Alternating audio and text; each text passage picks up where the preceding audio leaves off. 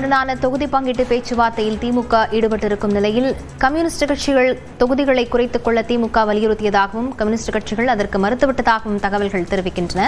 இது தொடர்பான விவரங்களுடன் செய்தியாளர் கோகுல் இணைந்திருக்கிறார். கோகுல், முழு விவரங்கள். நேற்றைய தினம் 2 கம்யூனிஸ்ட் கட்சிகளுடன் திமுக கூட்டணி பேச்சுவார்த்தை நடத்தியது. தொகுதி பங்கீட்டு பேச்சுவார்த்தையில நடந்தது என்ன என்ற தகவல் வெளியாக இருக்கிறது. கூட்டணியில புதிய கட்சிகள் வருகையால் தொகுதி எண்ணிக்கையை குறைத்துக் கொள்ள திமுக வலியுறுத்தியதாகவும், அதிக எண்ணிக்கையில் தொகுதிகளை வைத்துள்ள கட்சிகளை குறைத்துக் கொள்ளலாம், எங்களால் முடியாது என கம்யூனிஸ்ட் கட்சிகள் மறுத்துவிட்டதாக தற்போதைய தகவலா இருக்கிறது. கடந்த தேர்தலில் 2 கம்யூனிஸ்ட் கட்சிகளுக்கும் தலா 6 தொகுதிகள் ஒதுக்கப்பட்டது. இந்த முறை 4 தொகுதிகள் எடுத்துக்கொள்ள திமுக வலியுறுத்தியதாகவும், ஆனால் கூடுதல் எண்ணிக்கையை இந்த முறை வழங்க வேண்டும் என்று கம்யூனிஸ்ட் கட்சிகள் வலியுறுத்தியதாக தகவல் இருக்கிறது.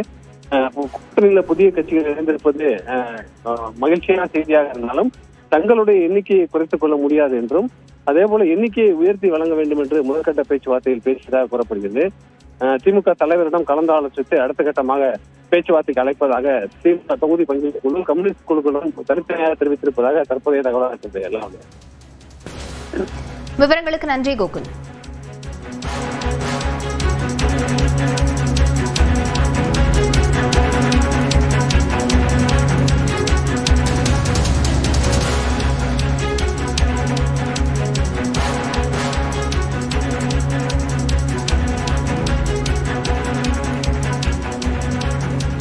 திமுக தனது கூட்டணி கட்சிகளுடனான தொகுதி பங்கீட்டு பேச்சுவார்த்தையை நடத்தி வரக்கூடிய சூழலில் கூட்டணியில் புதிய கட்சிகள் இணைந்திருப்பதால் தொகுதிகளின் எண்ணிக்கையை குறைத்துக் கொள்ள கம்யூனிஸ்ட் கட்சிகளிடம் வலியுறுத்தியதாகவும், அதற்கு தொகுதிகளை குறைக்க முடியாது என மார்க்சிஸ்ட் மற்றும் இந்திய கம்யூனிஸ்ட் கட்சிகள் மறுத்துவிட்டதாகவும் தகவல்கள் தெரிவிக்கின்றன.